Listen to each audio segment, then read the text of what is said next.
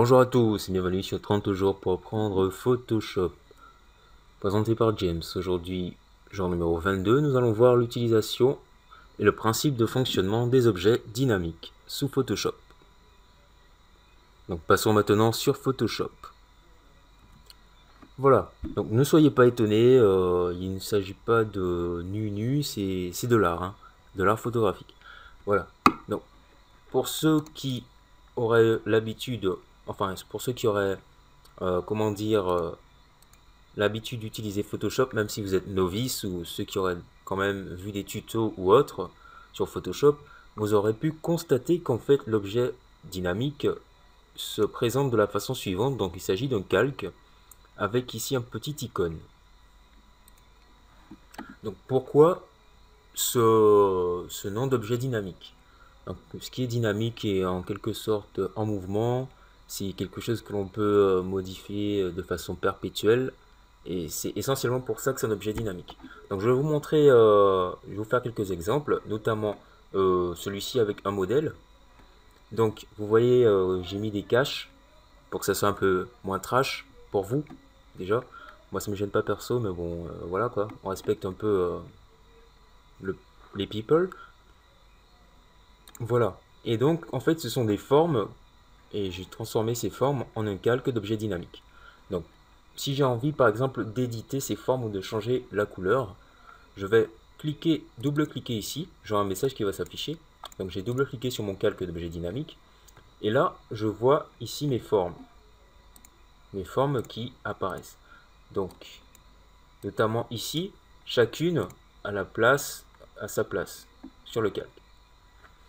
Si je désire changer par exemple la couleur d'une d'entre elles, enfin là c'est par hasard que j'ai choisi celle-là, voilà, on voit en sauvegardant, donc j'ai effectué un CTRL S, sauvegarde rapide, on voit le changement s'appliquer directement.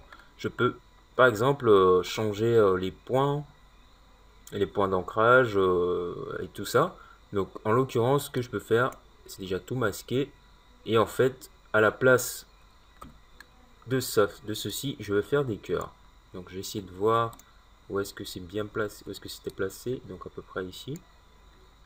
Voilà, donc celui-là, je vais juste dupliquer mon cœur, le mettre ici. Et celui-là, voilà, donc je vais dupliquer mon cœur, le faire assez gros. Donc je vais masquer ça. Alors d'abord on agrandit. Et juste le faire pivoter un peu. Voilà. Et voilà. Donc je peux sauvegarder. Et on voit que les changements sont appliqués. Donc il y a peut-être ici un petit cafouillage. Bon, c'est juste dû à la disposition du cœur en lui-même. Comme ceci. Voilà. Voilà, donc comme il n'est pas trop apparent, je sais pas si ça va faire un truc. Bon, on peut sauvegarder. Voilà, bon, c'est mieux. Et voilà. Donc ensuite, il suffit juste de fermer ce calque, et les changements ont été pris en compte. Donc on peut les modifier à l'infini, tout simplement en double-cliquant, et voilà, en effectuant les divers changements. On a également la possibilité, donc si par exemple je crée un calque ici, je vais l'appliquer en donc un dégradé, on va dire. Donc je prends mon outil de dégradé, je vais prendre quel genre de dégradé, quelque chose de soft, assez sympa comme ça. Je vais mettre ça en diagonale, comme ceci. Donc je vais refaire mon dégradé. Donc, ça m'a l'air sympa. Donc on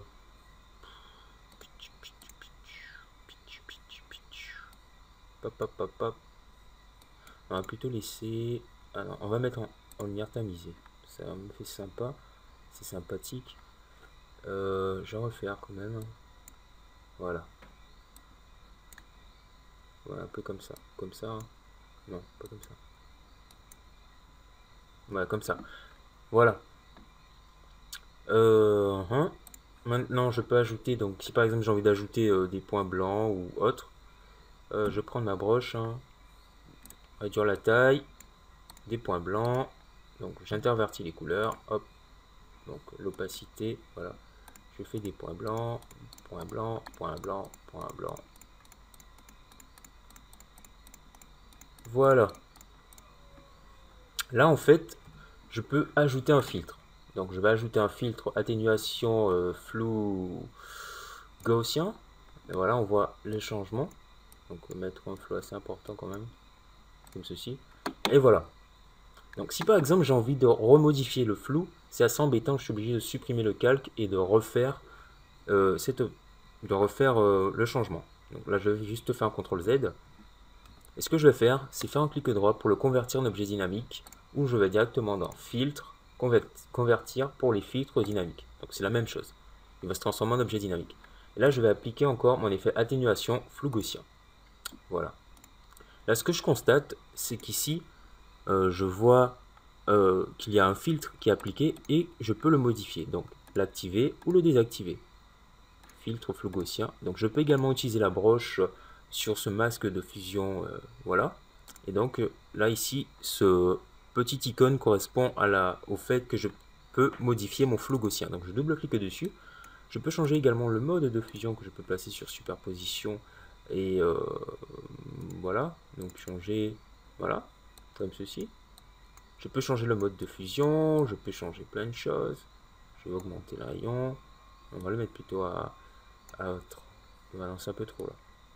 Voilà, comme ça. Là, je vais juste changer le mode de fusion. Incrustation, bon, non, même pas. On va laisser sur normal. Et voilà.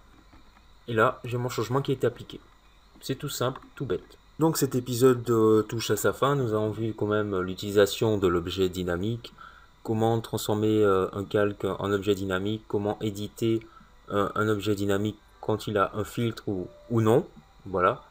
Et j'espère que ça va vous servir, que ça vous a servi. Et voilà, donc cette émission touche à sa fin. Merci d'avoir regardé la vidéo. Et peace out.